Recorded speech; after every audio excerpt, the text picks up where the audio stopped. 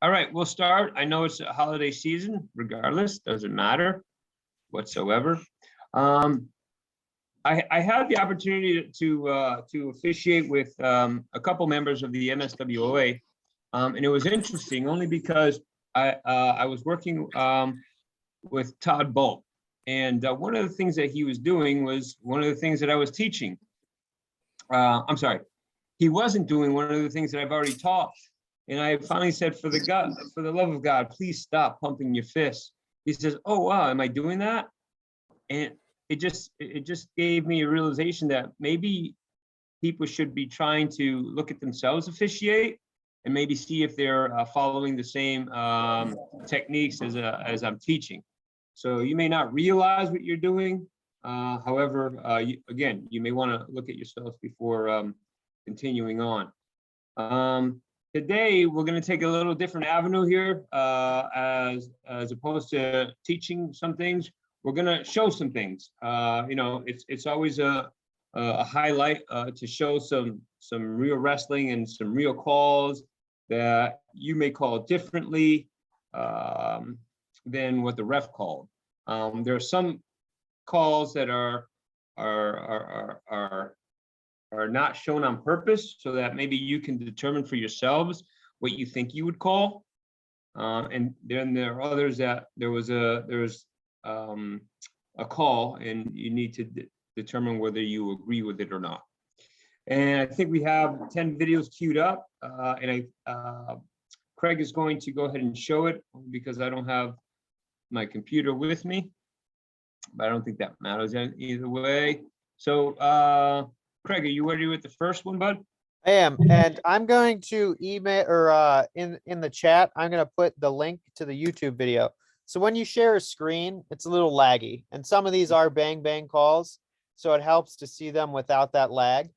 So they're all numbered 1 through 10, and then we'll also reference, you know, I would have given the takedown here at 1:30 into the YouTube video or something like that. So that way you can either follow along on the YouTube video or you can just watch the screen that I'm sharing. Hey, Craig, we didn't get to talk. Do we want to maybe do the 1 of 3 calls for reviews, whether we agree, whether it was be confirmed, changed, or stand? Well, I know for at least half of them, the call itself is actually edited out of the clip on purpose. Yes. So, you know, there's really nothing to confirm, stand, Right. or change. Okay, and in those, maybe we can ask the participants whether they're going to what they would call. Yeah, for sure.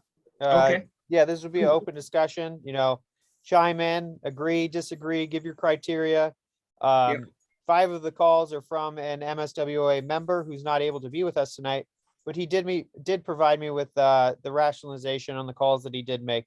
So I'll share that with you when we get to those particular calls. Yep. Okay, great. All right, I'm going to share my screen now. So everybody can look at it on the chat. It's up on the chat. You can look at it yourselves if it comes in spotty. All right, is my screen showing with the Virginia Tech match on? Yes, it is. All right. So we'll play the first clip in full speed, and then we'll go back, watch it in full speed again, and then go kind of frame by frame.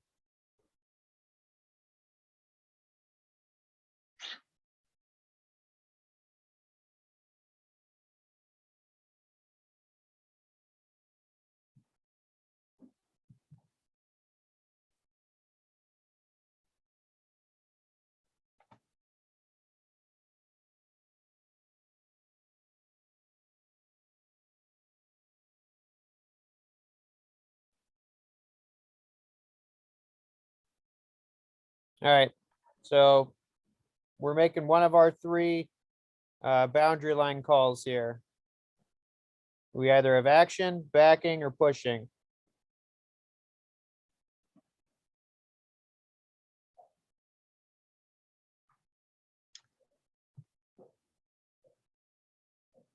All right, anyone want to chime in with what they have? Be open, guys. This is a learning I have action. session. Okay, All Scott's right, got so action. so it's Josh Smith. So I'm looking at the call from my car, right? And so it's a little choppy, but I see action there. I see wrestling action. I'm calling action. Eric, what do you got? You're talking to Eric Miguel? No, Eric, I don't know how to pronounce his last name.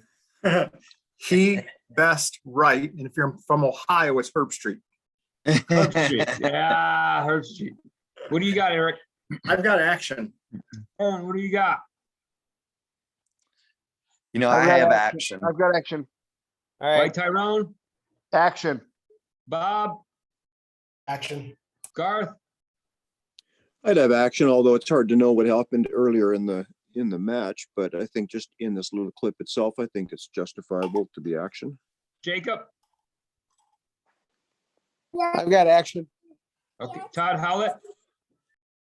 Traditional stalling as he's backing towards the edge line, then action out of bounds. Okay, great. And by the way, I failed to mention Todd. Todd reached out to us through another MSWA member, Titus, to be able to share these meetings with the MAC Association. Absolutely, we obviously want anybody and everybody to join in and make sure that there are some mechanics being followed. But I would agree with everybody. I would say this is action. This is an action call. I know that the guy in the white singlet is backing up a little bit, but he is circling in. He's making, and then he's attempting to avoid. I'm sorry, not avoid wrestling, but avoid a takedown. And action takes him out of the bounds.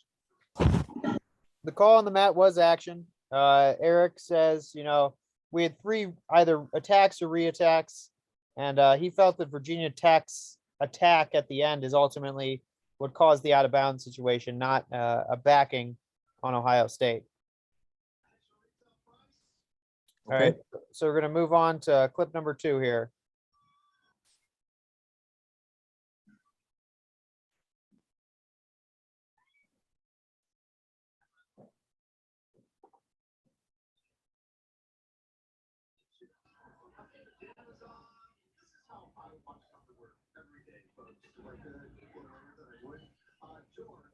Did you put it in the chat? Put what in the chat? This video? This is a continuous stream. So if you Okay. clicked on that link, you're gonna have this exact these 10 clips strung together. Gotcha. So we're gonna go back again. All right, so starting at 33 seconds on the YouTube video, hitting play.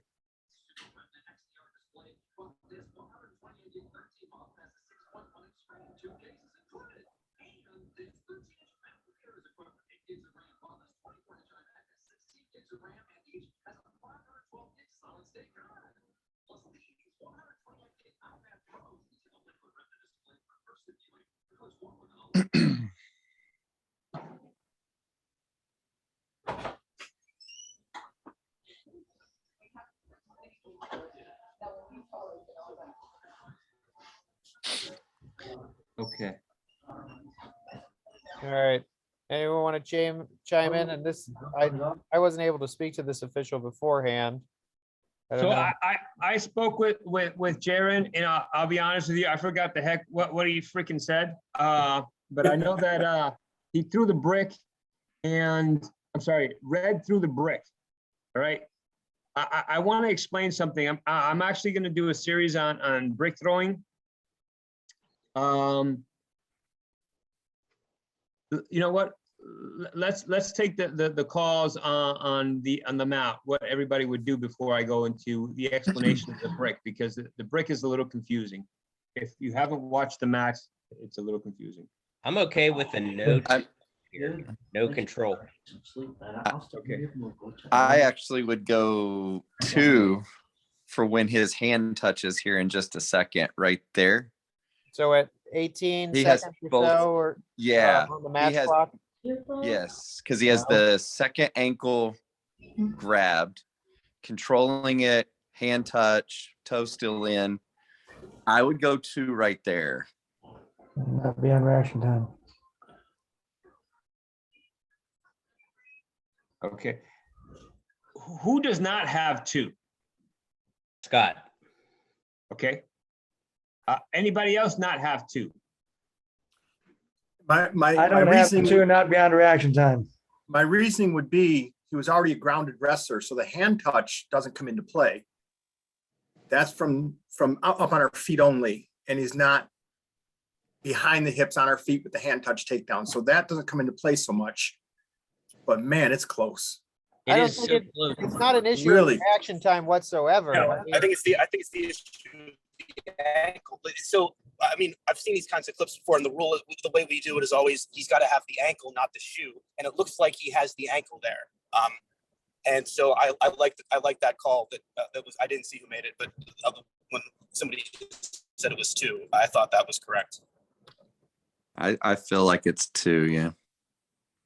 because with the knees down on the mat, I mean, it doesn't matter if the hands are down. That's enough. That's enough control. Yeah, if control is there, green is technically down on the mat, so it's not an issue of reaction time. Mm-mm. I guess it's an issue of, is he controlling that ankle beyond reaction time, but are they down on the mat beyond reaction time isn't in question. From what I see, he's got the ankle controlled, and as soon as that hip hit, I mean, his hand is one thing, but his hip hit. His hand was down and then his hip hit. That's control. He's put him in that position. But all those positions require the reaction time still. Yeah, but he's already down on the mat. He's already down on the mat right there. So there's no And reaction time. And even down on the mat, it still requires reaction time. like I said, it was very close. It's one of those 50-50 calls, I believe. I think it's what you feel at the time. Hold on. I may be the minority on this situation, but I feel that I'm comfortable giving the 2 initially when he's up on the upper thigh and has obviously the near ankle. I know when he's obviously pulling in the ankle, then there's question as to whether that shallow whizzer stops it, but like right at the beginning, that's where I felt it was most beyond reaction time, where he had the upper thigh and near ankle. So Bob, are you talking somewhere in this 28 to 25 second mark, or I guess 26? Yes, right there. I felt good about it right there, like about 25. And I mean, correct me if I'm wrong. I don't know if anybody else feels the same way as well. I mean, I see what you're saying there. I don't know if I feel like there's enough control on the thigh. I thought there was more control when he's gathered the far ankle, but Yeah, from this one angle, it's definitely tough to see how deep on that thigh is. I always like to think of like how we talk about the midline of the back. For loss of control and control situations, I like to think of midlines of thighs. Do we know what the call on the mat was? It was a takedown, but I think the time, yeah, but I can't remember the exact timing. Obviously, it was toward the end of Well, the clip. Red challenged it, so I don't know what the call on the mat was, but if Red's challenging, I would assume that it was a no call. A neutral sign. When I watched it on TV, from what I remember, is that he called the takedown, but the brick was After thrown. review. The brick was thrown before the takedown was awarded, Oh. if I remember correctly, and that So- is Because I think Nebraska wanted the takedown around 25 seconds. So to throw a timely brick, they get it out there.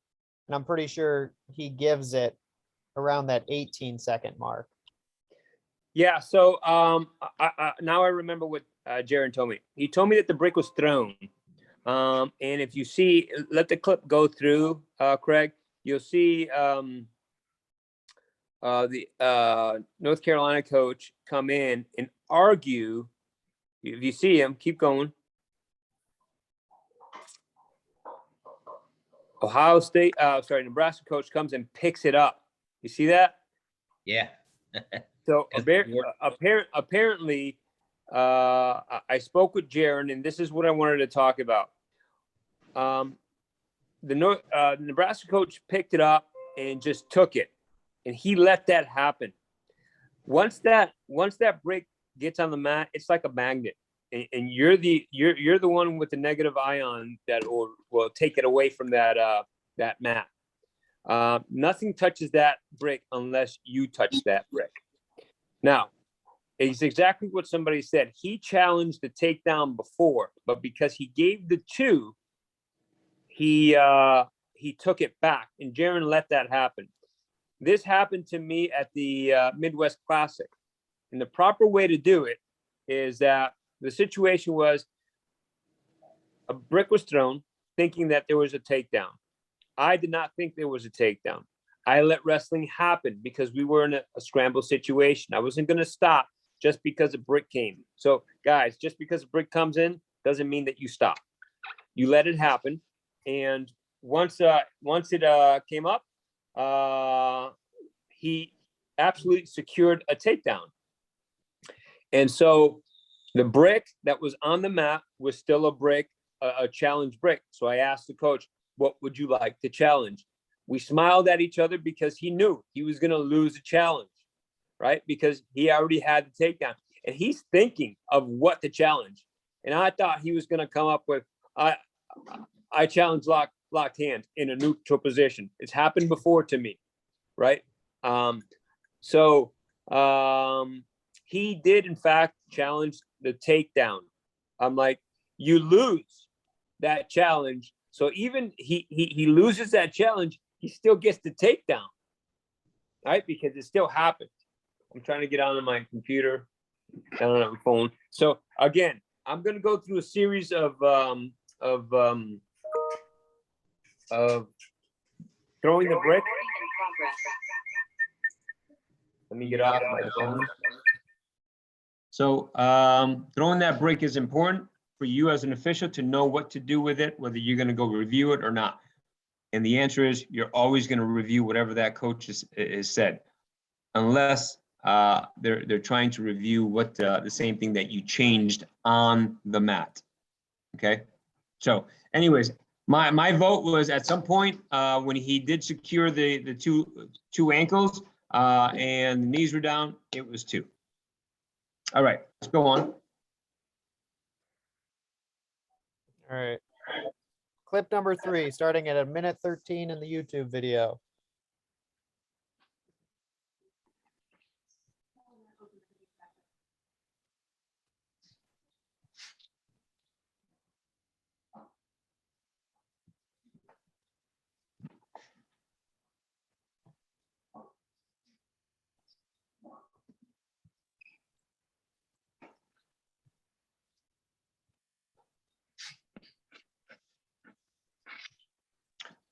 Okay, I'm gonna go through the list one at a time. Aaron, what do you got? I got stalling from pushing. Okay, Eric, Same thing, stalling, pushing out of bounds. Jacob, Stalling for pushing out of bounds. Garth, Yeah, I believe it's a textbook push out of bounds. Bricker, Same. Edmonds, Same. Gary, Stalling, pushing out of bounds. White Tyrone, Pushing. Pantelio, Pushing. Josh Smith, Same, pushing. Mac, S. Mac, Yeah, pushing. Stalling. Todd, Pushing. Riley,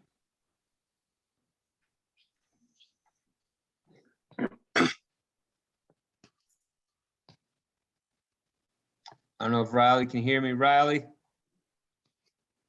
Anybody have anything other than pushing? correct. I have pushing as well. It's textbook pushing. The guy's trying to get his self back in, and then we push. And Craig, was that the call on the mat? Yes, that was the call on the mat. Good. Let's move on. Yep. All right. That particular call doesn't get called enough. Mhm. Mhm. All right, we're on to number 4 at 1:43 in the YouTube video. So Yeah. also take a look at score and time in the match before we start this, just so we have context? All right, so we have Ohio State up by 2. Not sure on riding time, but there are 47 seconds left in the third period. And the winner of this bout wins the duel. Hmm.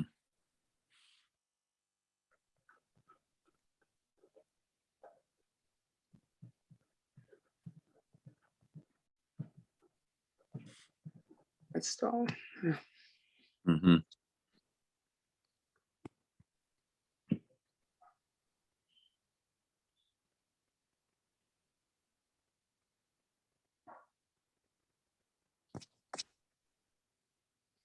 All right, one more time.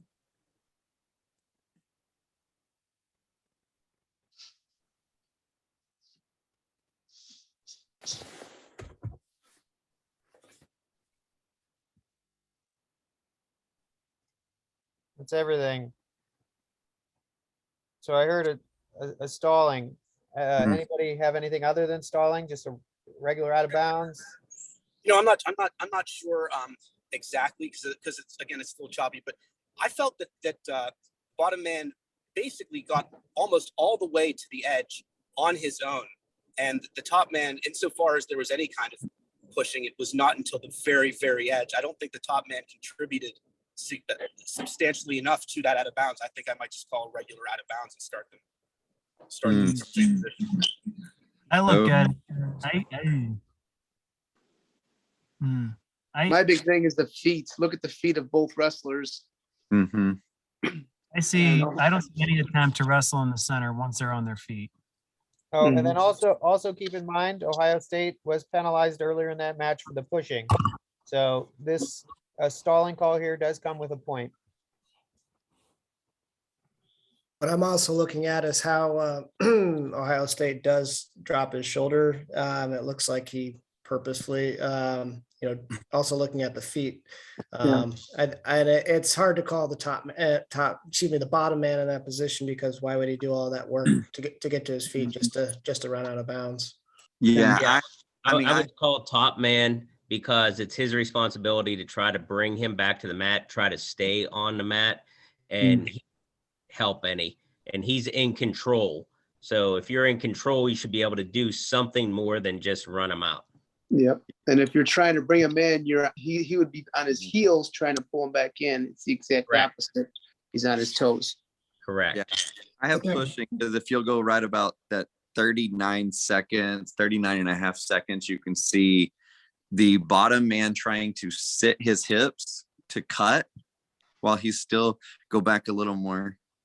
We're about another second back.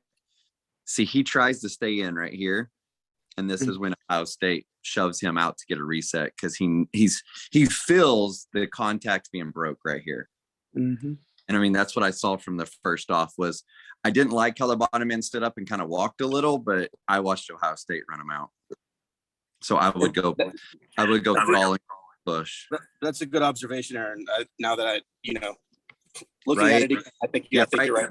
Yep. Where he'll his, yep. Yeah, I see what you're talking about. Yep. Mm-hmm. Guys, I agree too.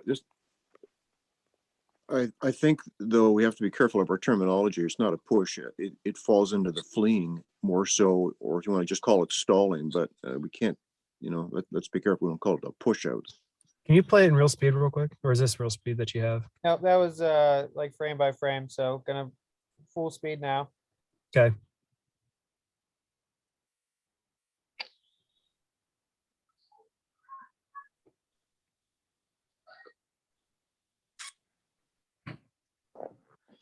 So let me give some, you guys have had an opportunity to see this about 15 times and have had the opportunity to dissect what's going on, the guy sitting down.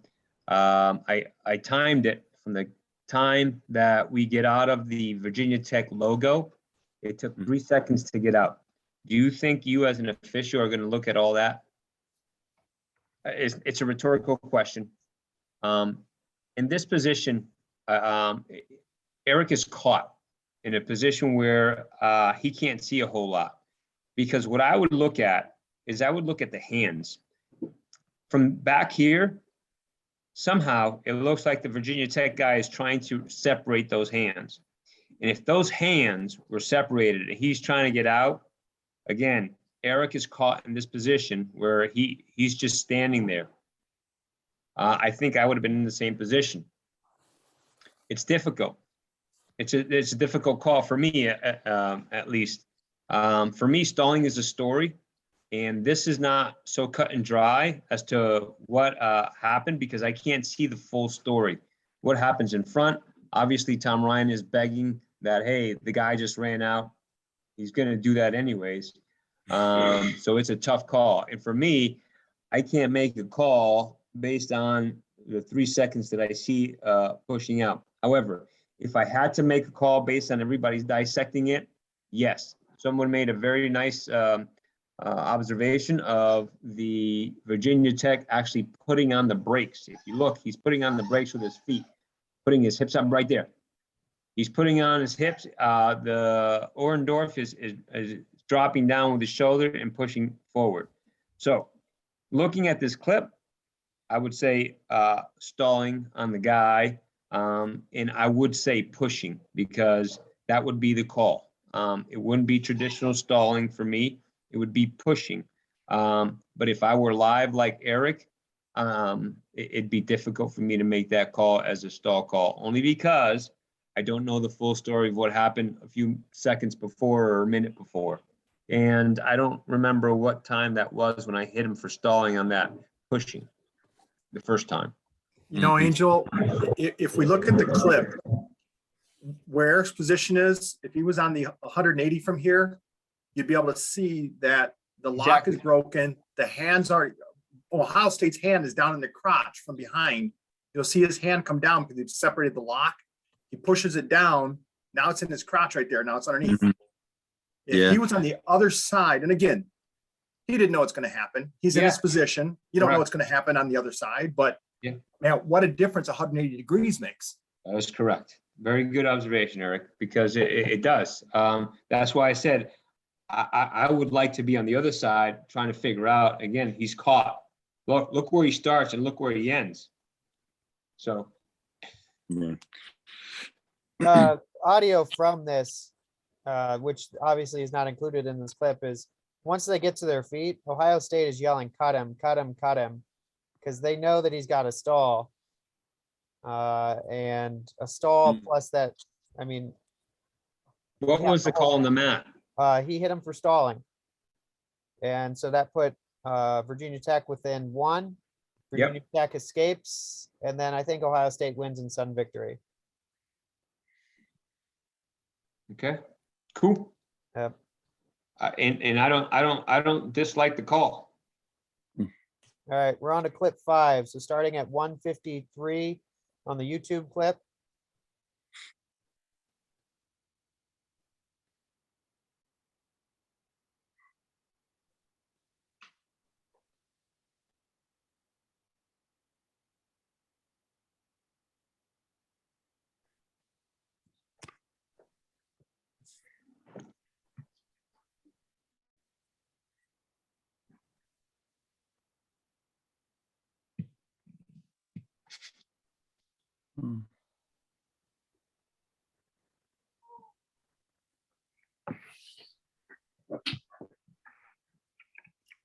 All right. So toughest question is whether or not they even stay in bounds or not. Let's assume they do stay in bounds for discussion purposes. That's actually what I was going to say. Is I didn't even think they were bounds. They was out right there. It looks like they left the cylinder, but yeah, right there. So we're going to angles lie. Maybe his angles butt. always lie. Yeah, I mean, we're not straight down the line. Red's butt could very well still be in the cylinder. And when his butt moves forward on these next few frames, Green's heel, right heel, is going to re-enter the cylinder. Yeah, right there. So we're going to pretend that they are in no matter what. And then just, okay. We'll talk about control when, if it should be given. Okay.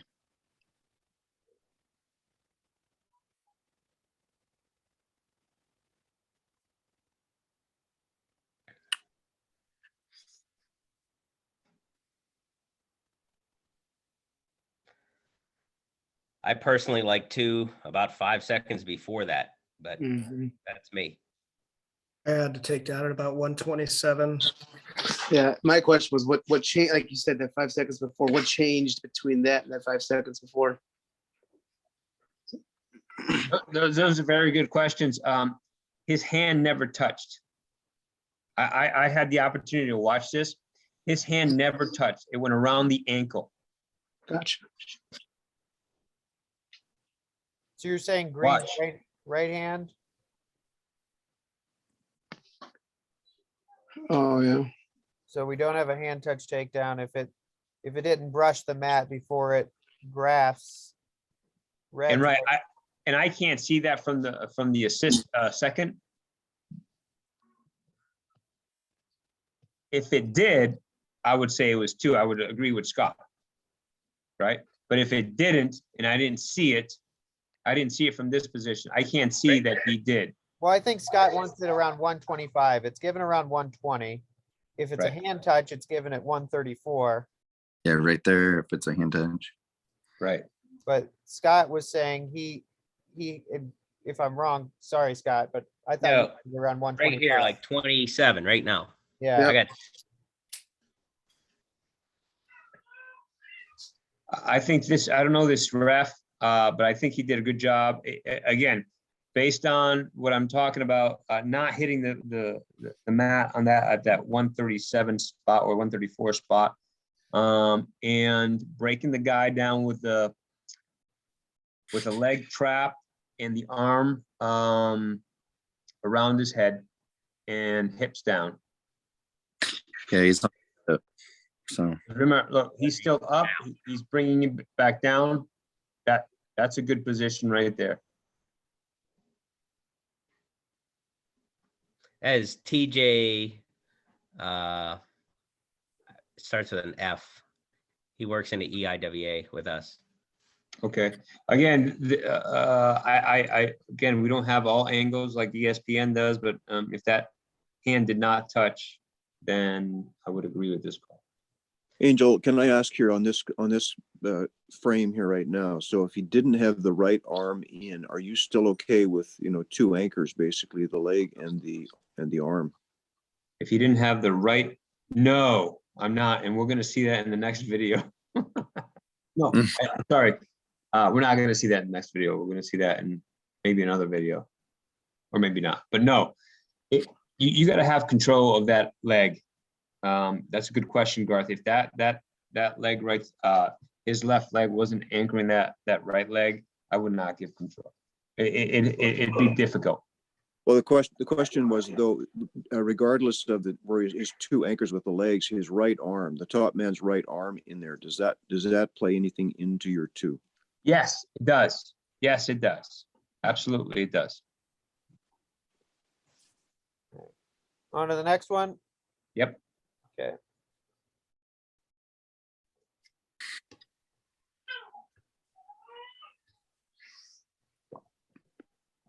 This starts at 225. The YouTube clip 6. This is going to be something that Eric mentioned. And positioning. This is a positioning. This is a bad call from a mediocre ref. It's a bad call. I didn't like this call.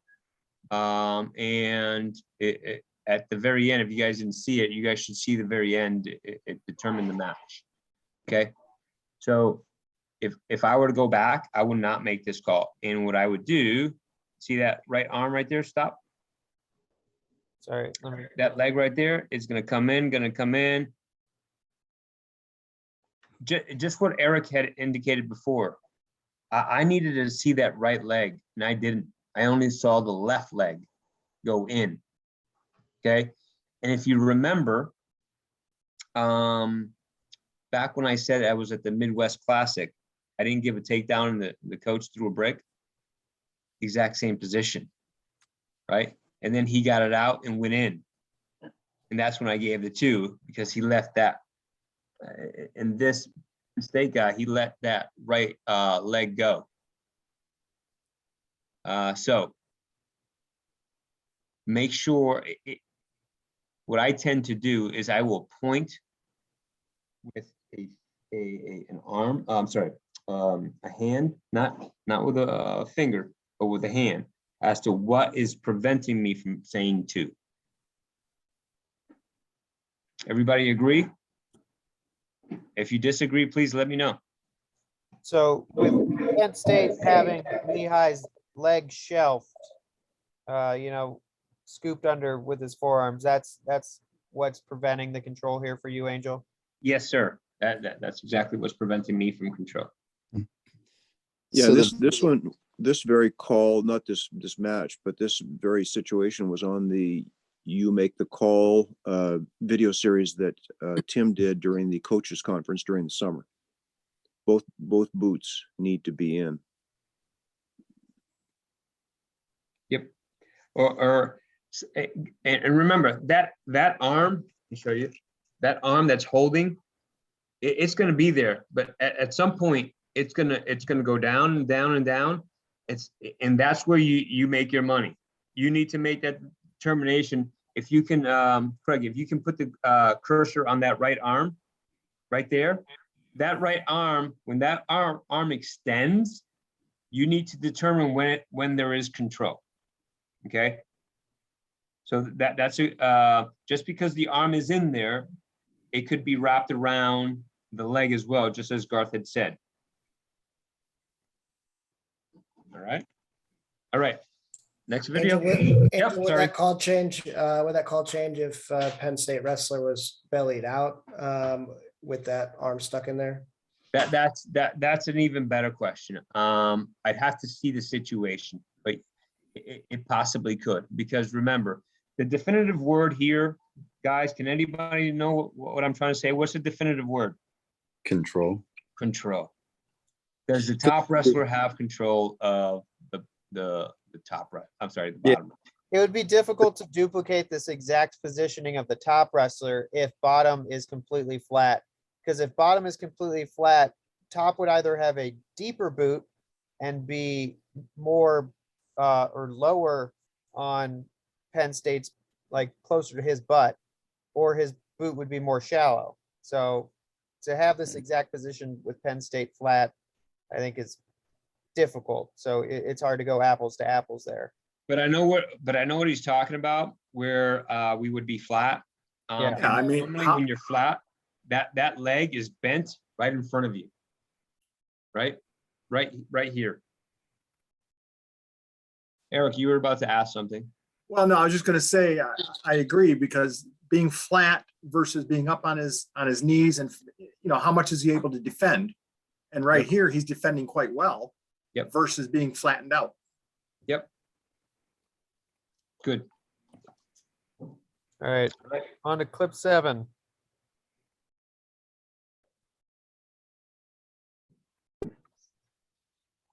All right, clip 7 starts at 2:52 in the YouTube. Oh, stop. Did everybody see it? Mm-mm. That's just too fast. Wasn't looking for it. Okay, everybody look for it. Yeah. Tell me if you agree or It's a not. little blurry. Yeah. Good call. You may have to pull up your YouTube for this one, depending on where it skips.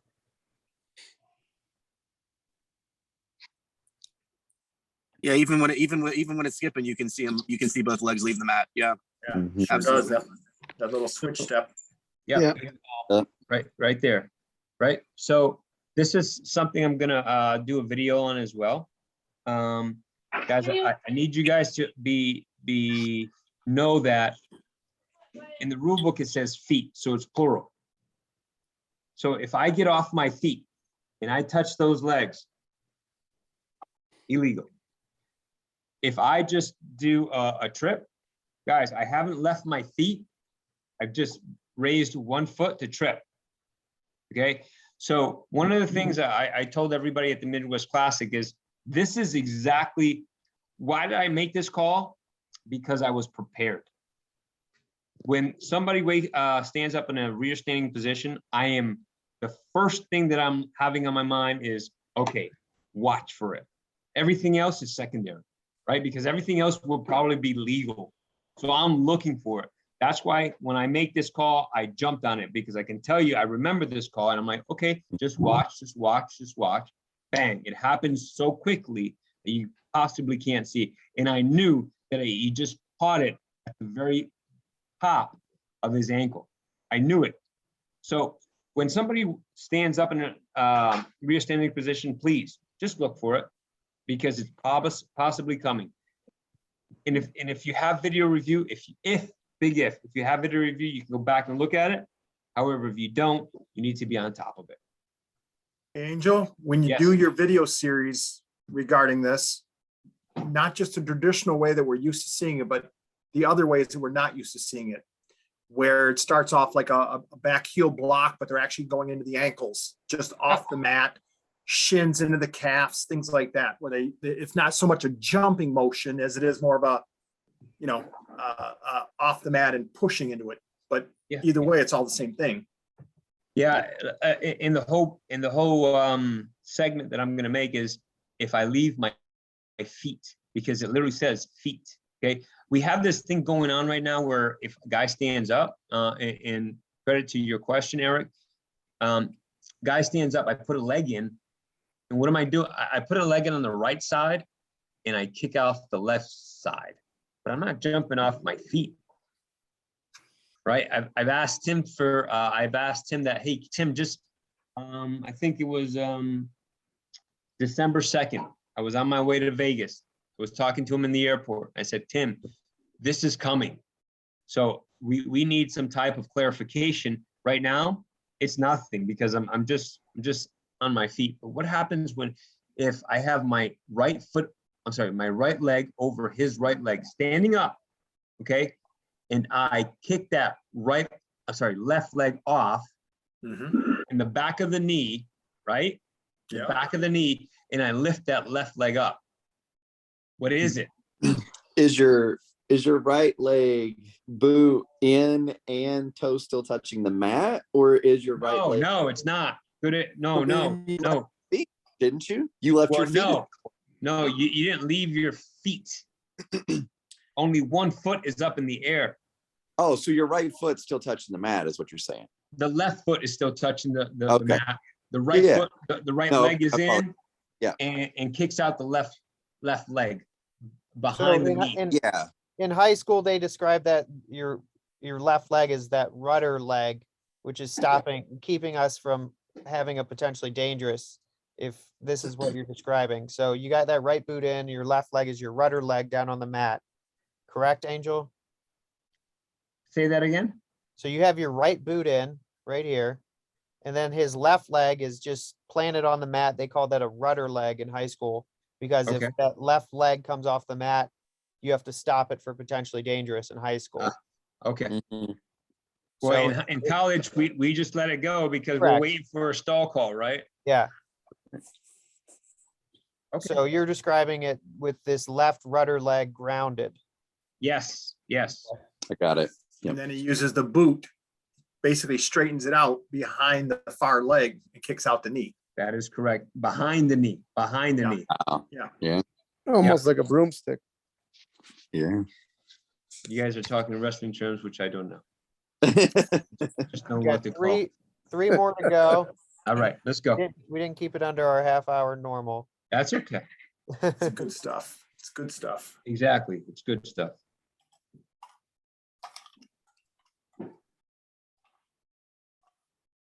What?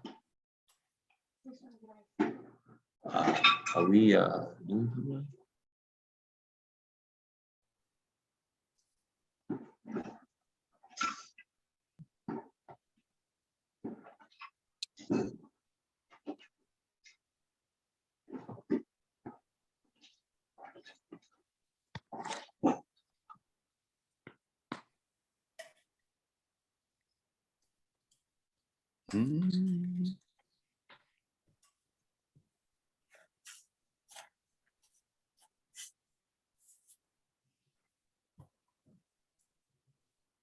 All right, takedown, no takedown.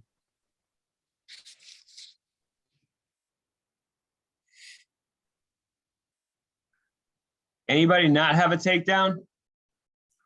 I mean, I take down when his hand touches. He's behind the hips. Hand touches. Yeah. So Aaron, you're calling this here rear standing control? Well, not until. Because he got the hand around the hip, bang right there is where I'm calling that. Wow, that is so close. And that right knee hits too. Yeah, I mean, that's where I call is right there. Like, I'm saying no takedown beyond reaction time. After Yeah. looking at it 10 times. Craig, can you back it up just a few seconds more before that? Like, okay, go ahead, keep going. Let's go through this just a little bit at a time. A takedown right there. Stop. right there. No, go back. Go back, Eric. Sorry, Craig. And my question is going to be, do we have takedown when Ohio State comes around? Right there. Do we have keep going a little bit more, Craig?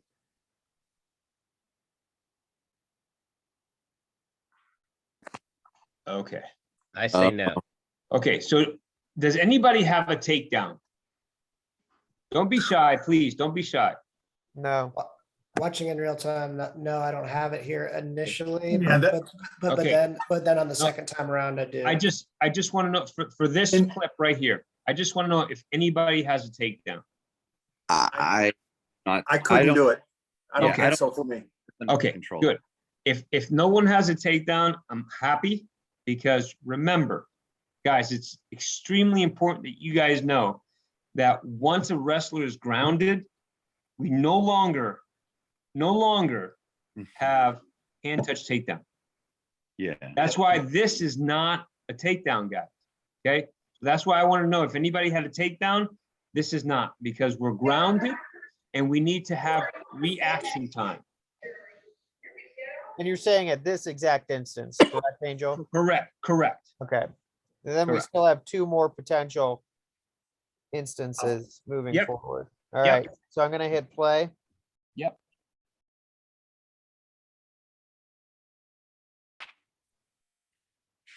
So the next thing we could investigate is whether or not this So is they rear- come up their feet here. So that's when I'm like, when he hand touches after this.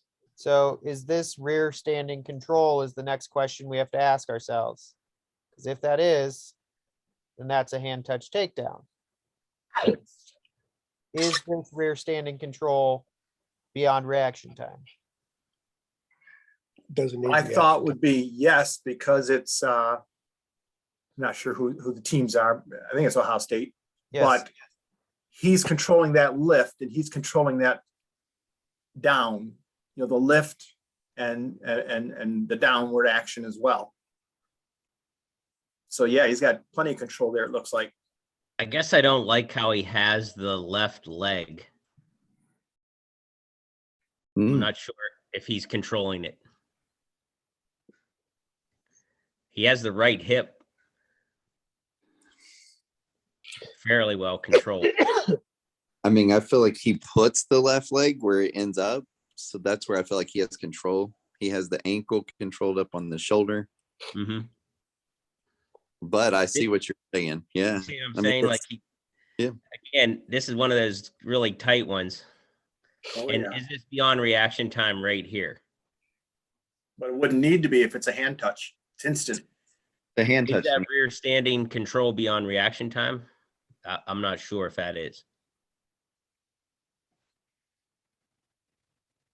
Is he truly rear standing? I see him off to the right hip Yeah, rather than, I'm okay with neither. Not calling a takedown yet, but I'm okay with the takedown call. It's 50-50 for me. a question I always ask myself in rear standing is, would I give a standing reversal here? Yes. So if you give us, if you have control for standing reversal and reaction time for standing reversal, then you have rear standing control likely. Was this in the overtime period? No, and Okay. I think these are 197s, are they? Not? Okay. Or I don't know. They're pretty big. Yeah. I thought it was heavyweight. No, this is not heavyweight.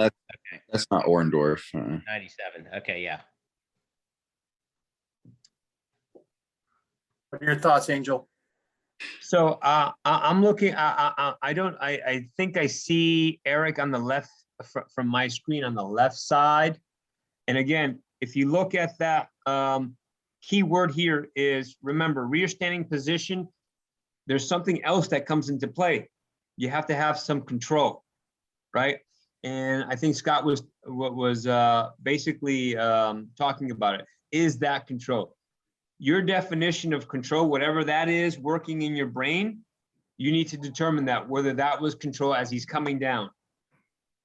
I think, again, back to what Eric had said before, angle is very important, where you call it, because he's coming around right now. Did he see that on the opposite side? As we slow this down, definitely it's control, right? Because we're slowing it down. We're doing it slow motion. But in fast speed, right? Let it go fast speed. Boom. Yeah, the more I look at it, I say no takedown. That's not a takedown. Boom. Let it go all the way, bud. No takedown.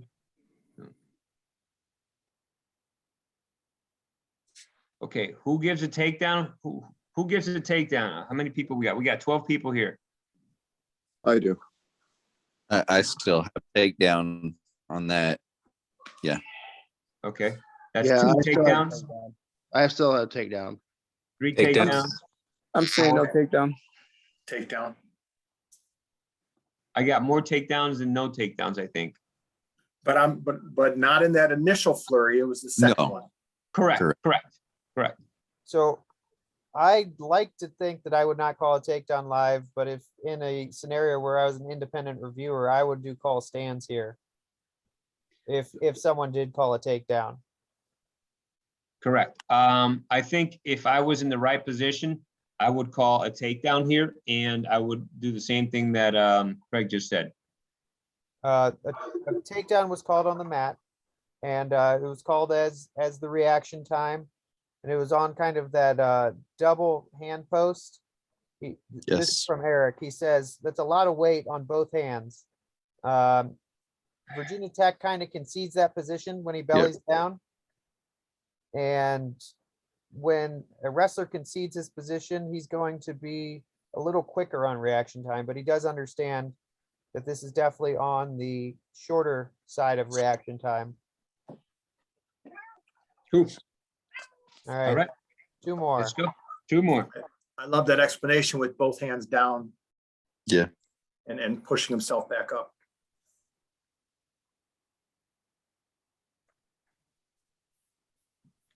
Is this, Craig, is this a question of stalling or no stalling? Yeah, it's just, what do you have, action or backing, I guess? You picked them. Yeah, no, I know. I have backing.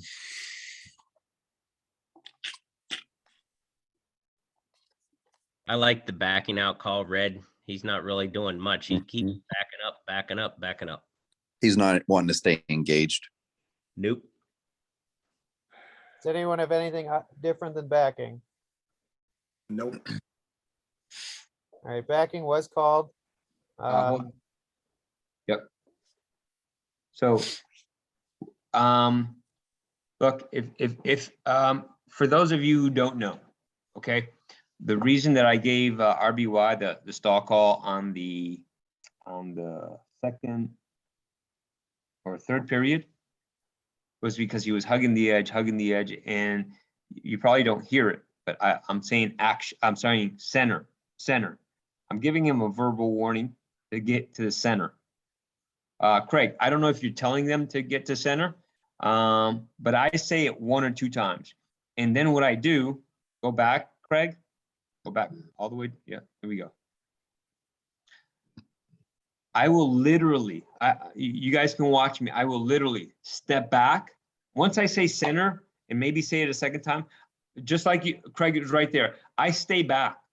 Hey, listen, I've let you know what I want you to do, and I just wait for whatever happens. They only go out of bounds. They only go out of bounds at this moment when the offensive or the guy that's in bounds shoots in. That's the only time they go out of bounds. I would call this guy for traditional stalling, only because it was how many attempts? He's hugging the edge. He hasn't backed out. He backs out with a push, and he tries to circle back in after they go out of bounds. You see? Yeah, it's 3 shots right there on the line. What's the definition? What's the definition of backing out? And Craig, just to let you know, or everyone, just to let you know, I made this call based on watching it the first time. I don't like having to review. I like to make a call and then determine later on if I made the right call. Right? Again, it's still a stall call. The call is correct, but the way we call it. If Craig, you said it, you call him for backing out. That's correct. Okay. Personally, I would call him for traditional stalling only because I have the attacker, the guy coming, the guy that was shooting, that guy. Oh no, sorry, the guy in the green shot. He went out of bounds, which made them all go out of bounds on a shot. Yeah. Understand? Yeah, I just didn't feel like it was a quality leg attack to constitute an action on that particular thing. Yeah. If you slow it down and look at it right back here, this kid don't even try to fully extend that arm to shoot. He's like a half shot, but I mean, that's at a slow motion. So I wouldn't have hit normal. Okay. But I see what you're saying there. All right, final clip for the night.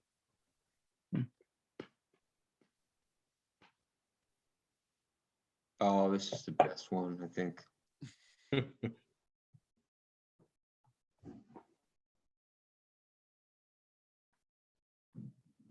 Oh my gosh. Yeah, oh my gosh is right. I saw this. Craig showed me this last week. It was crazy. All right. So clear rear standing control here, and then switch to a waist and ankle.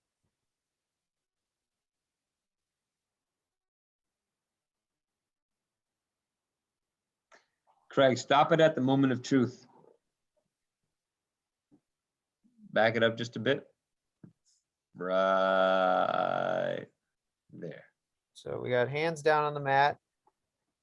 Very blurry photo. Looks like we're right hand around the waist, right here. Left hand on the ankle.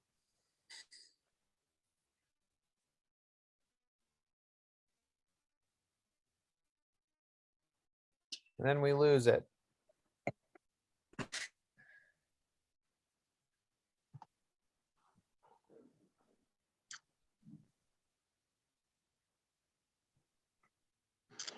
Did he give the 2? Oh, wait, don't tell him. Don't tell him yet. Okay. Yeah, no spoilers yet. Okay. All right, so we have 12 guys. I'm gonna go around go around the horn here. Gary, you're my first guy. What do you got? 2 or no 2? No 2. No 2. Karth. I'm going to call it 2 because I called that number 8 2, almost the same position. I'm glad you said that. White Tyrone. 2. Joe Pantolio. Takedown 2. Smack. No 2. Todd. 2. Hold on a second.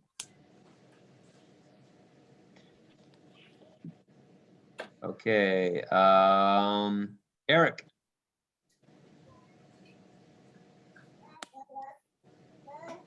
Eric. 2. Aaron, 2. Jacob. 2. That's it, right? I would give 2. Similar to my criteria of would I give a standing reversal here? So standing reversal with the waist and ankle.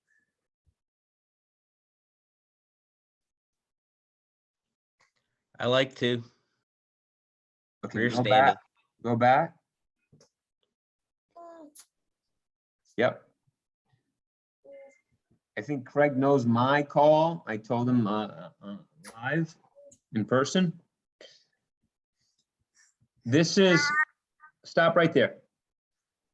So Craig is pretty awesome.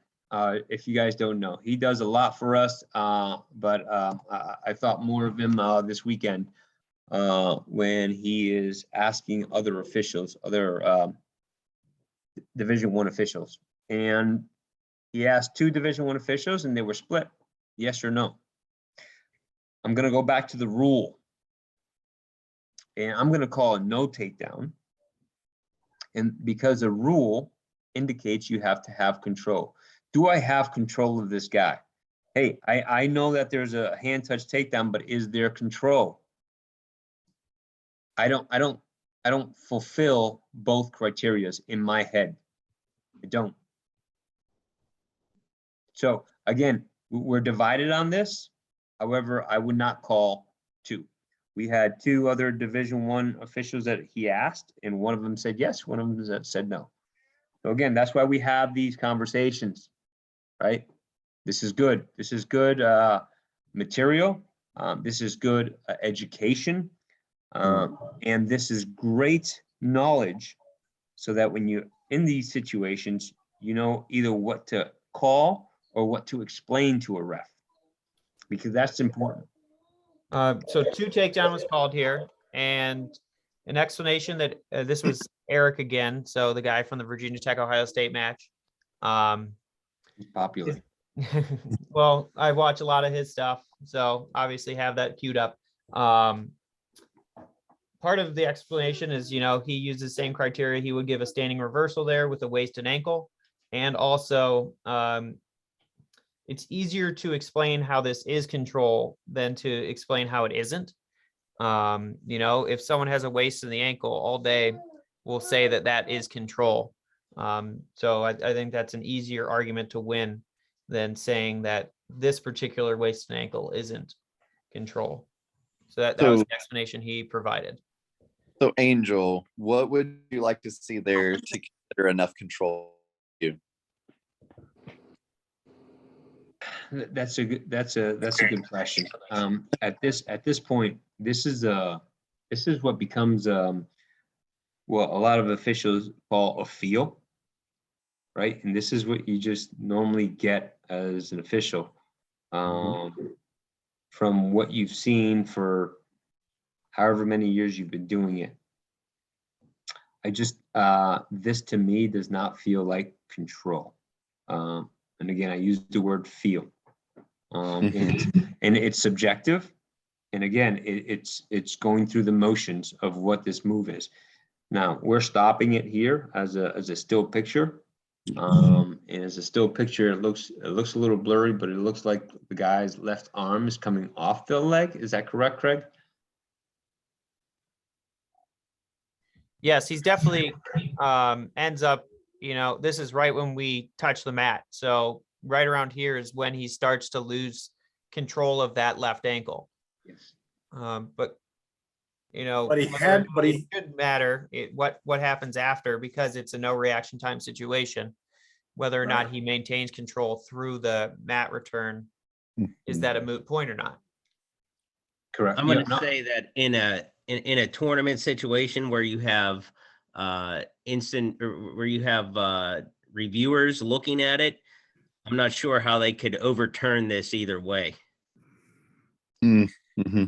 Yeah, and you know what, Scott, you're right.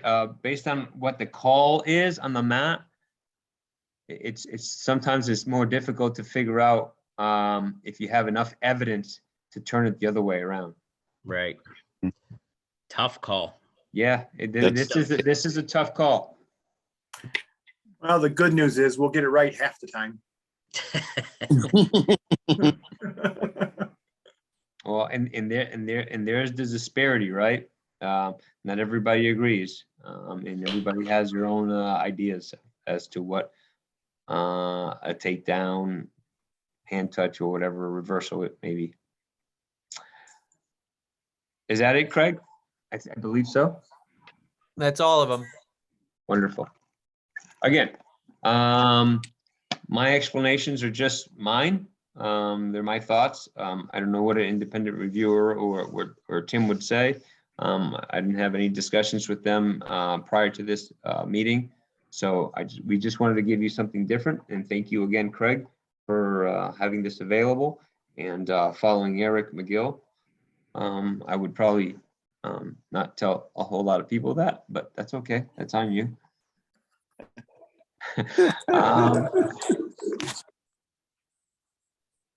Handful of people who are able to attend, but this is all being recorded. It's going to be emailed out to the membership. So just remind all the other members, if you found this useful, if they can chime in and take a look. And then also that the link so you can watch these all full speed will be sent out with that as well. Great. Hey, guys, I am so happy that you guys continue to come here and learn. Next week, we're off.